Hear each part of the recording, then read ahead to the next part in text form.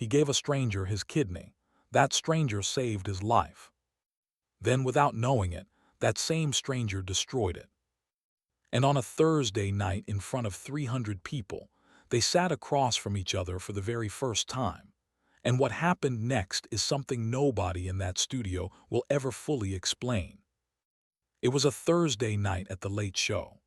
Late September in New York, the city in that specific in-between state it occupies for about 3 weeks every year, summer gone, fall not quite arrived, the air carrying the memory of heat and the promise of cold simultaneously. Inside the Ed Sullivan Theater, the lights were warm and certain, and the band was playing, and the audience had arrived with the particular readiness of people who had seen the pre-show teaser and understood, in a general way, that something unusual was coming. They did not understand how unusual. Stephen walked out to his mark and gave the room the monologue and the energy and the familiar Late Show rhythm. The first segment ran cleanly. Everything was exactly what Thursday night television is supposed to be, right up until it wasn't. The second guest was announced, Daniel Price, 58, from Columbus, Ohio, a former small business owner.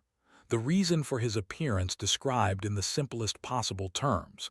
He had donated a kidney to a stranger 20 years ago and had never met the recipient. The audience responded with the warm, slightly uncertain applause of people who recognize a good deed, but aren't yet sure where the story is going. The story was going somewhere none of them had considered.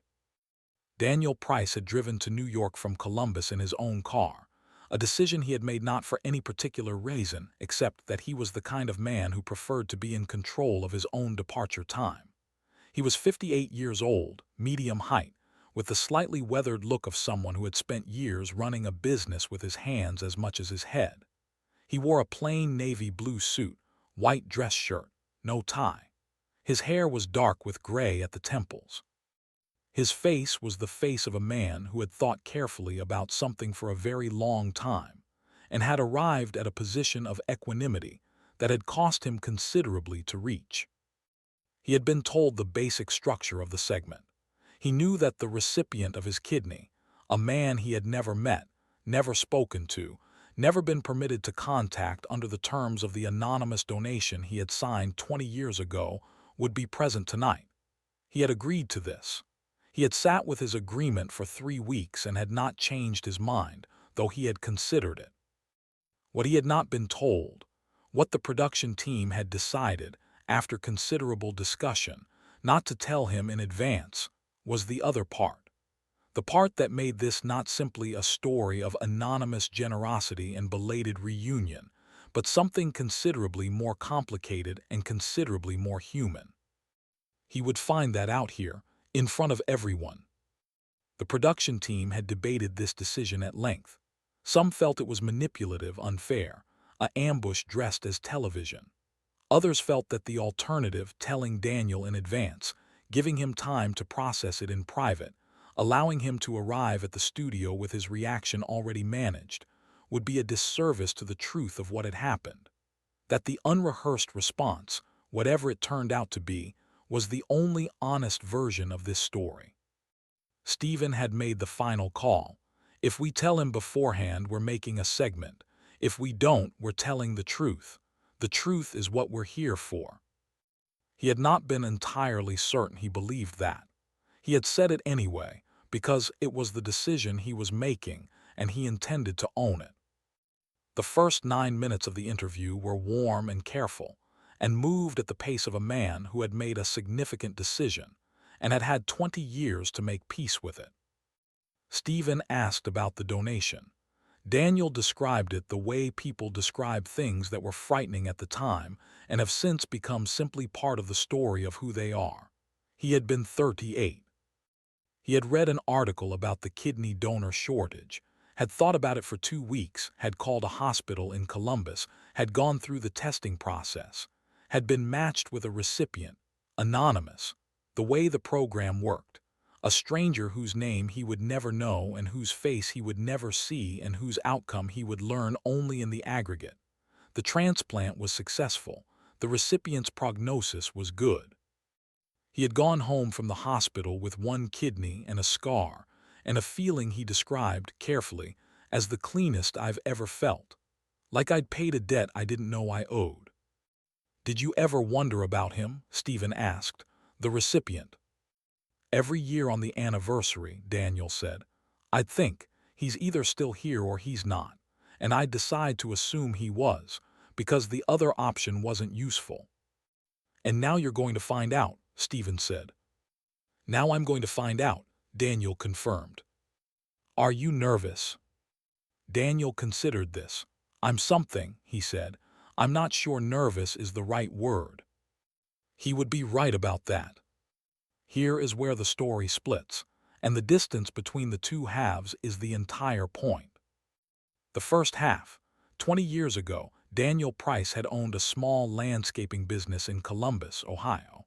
12 employees, good reputation, the kind of business that grows slowly and honestly through word of mouth and consistent work. He had built it over 8 years from a one-man operation into something he was genuinely proud of, not wealthy, but stable, sustaining his. The donation had not changed his business. He had taken 3 weeks off to recover, had returned to work, had continued. The business had continued. For 2 years after the donation, everything had been essentially the same, which was what Daniel had expected and wanted. He had not donated a kidney for recognition or reward or any change in the texture of his life. He had done it because it was the right thing to do. Then, in the 3rd year after the donation, a competitor had challenged a city contract that Daniel's business had won. The challenge had gone to arbitration. Daniel had hired a lawyer, prepared his case, appeared before the arbitration panel confident that the work spoke for itself. He had lost. Not narrowly, decisively. The opposing counsel had been thorough and precise, and had found a technical irregularity in Daniel's original bid documentation, small, not fraudulent, but sufficient, and had leveraged it with the particular skill of someone who knew exactly how to use the rules of a process to produce a predetermined outcome. Daniel had lost the contract. The contract was significant enough that losing it had created a cash flow problem. The cash flow problem had compounded. 2 years later, the business he had spent 10 years building had closed. 12 people had lost their jobs. Daniel had spent the following years working for other companies, rebuilding slowly, never quite returning to what he had built and lost. He had never known the name of the opposing counsel. Second half: the man who had received Daniel's kidney was named Thomas Garrett. He was 61 years old, a senior partner at a litigation firm in Columbus, Ohio, the same city where Daniel had lived and worked and lost his business. He had been 41 when the transplant occurred, had been living with kidney disease since his mid-30s, had been told without a transplant he had perhaps 2 years. The anonymous donation had, in the plainest possible terms, given him his life back. He had thought about the donor every day since. Anonymous, faceless, nameless, a person who existed for Thomas only as an act, a gift so large it had no adequate response. He had tried in the years that followed to locate the donor through the program's official channels. He had been told repeatedly that the donor had chosen anonymity and that choice was binding. Thomas had accepted this and continued living the life he had been given, with the specific quality of gratitude that attaches itself to people who have been spared and know it. He had never connected the donor to the landscaping business owner whose contract bid he had successfully challenged in arbitration 15 years ago. Why would he? They were different categories of person in his life. The donor was a saint, an abstraction, a nameless grace. The landscaping contractor was a professional opponent in a legal proceeding. Thomas had done his job. He had done it well. He had not thought about the landscaping contractor again.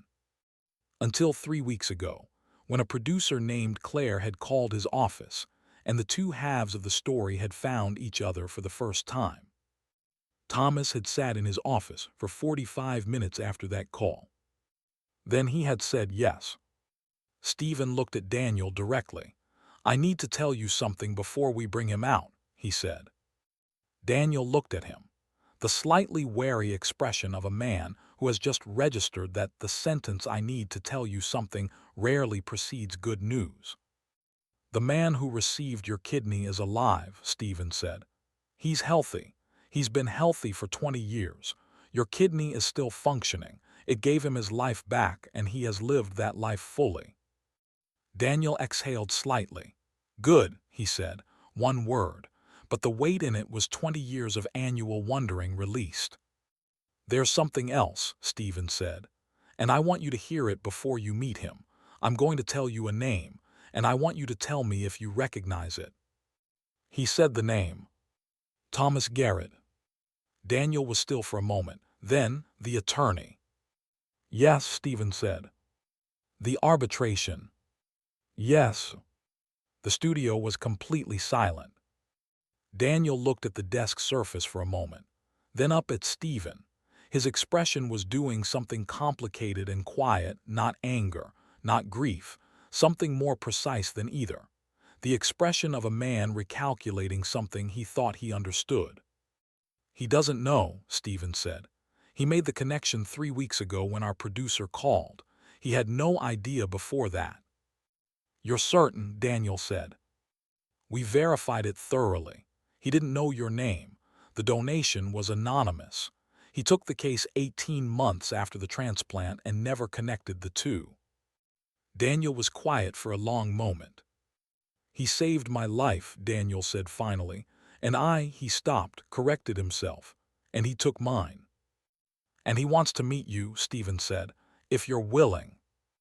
The room waited. Daniel looked at Stephen. "He's here," he said, "not a question." "He's here." Daniel nodded. Once. The nod of a man making a decision he has already, somewhere underneath the surface of the last 30 seconds, already made. "Bring him out," he said. Thomas Garrett walked through the side door of the stage and crossed toward Daniel at a measured pace, not hesitant, but deliberate, the pace of a man who has decided exactly how to do this and is doing it. He was 61, tall, in a dark gray suit, white shirt. His face carried the specific expression of a man who has rehearsed a moment and has arrived at it and discovered that the rehearsal was insufficient. He stopped in front of Daniel, who had stood up from the guest chair. Automatically, the way people stand when something important enters the room. They looked at each other for the first time. Two men from the same city, connected by the same organ, the same city contract, 20 years of unknowing. Thomas said, "You saved my life." Daniel said nothing. "I know what I did," Thomas said. "I know what it cost you. I didn't know it was you. I need you to know that I didn't know." "I know," Daniel said. His voice was even, controlled. "I believe you." "I've spent 15 years living on the life you gave me," Thomas said, and his voice was no longer the lawyer's voice, precise, managed, constructed for effect. It was something underneath that. "I have a son. He's 12. He wouldn't exist without your kidney. I have everything. And I took something from you that I can never give back, without knowing. And I don't know what to do with that." The silence in the studio was absolute. Daniel looked at him for a long moment. Then he sat back down slowly at his own pace and said, "Sit down." Thomas sat in the chair beside him. "Here's what I've decided," Daniel said. "I've had 3 weeks to think about this, and here's what I decided. You didn't take my business. You did your job. I made a mistake in my paperwork and you found it. That's what you were supposed to do." "That's generous," Thomas said. "It's accurate," Daniel said. "Generous would be pretending it didn't hurt. It did. For years. But you didn't know who I was and I didn't know who you were, and the universe apparently has a very specific sense of humor." Thomas made a sound, not quite a laugh, something adjacent. The sound of a man releasing a breath he had been holding for 3 weeks. "My business closing," Daniel said, "was the worst thing that happened to me. It was also, eventually, the reason I went back to school. I'm a teacher now, high school. I teach shop. I've been doing it for 9 years."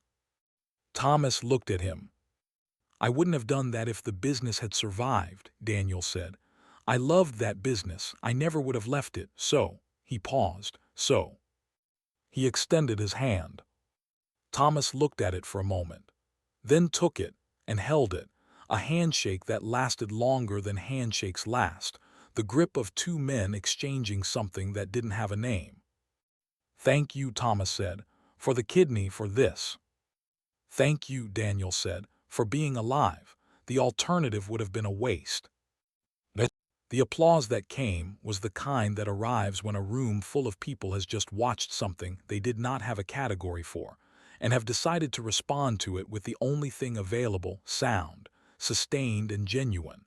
The sound of 300 people saying simultaneously, "We saw that, we felt that, we don't fully understand it, and it was true." Stephen, who had not moved from behind his desk for the last 8 minutes, finally spoke. "I've been doing this show for a long time," he said. "I have never had a segment that I was less sure was a good idea and more certain was the right thing to do." He looked at both men. "I hope you'll forgive me for it."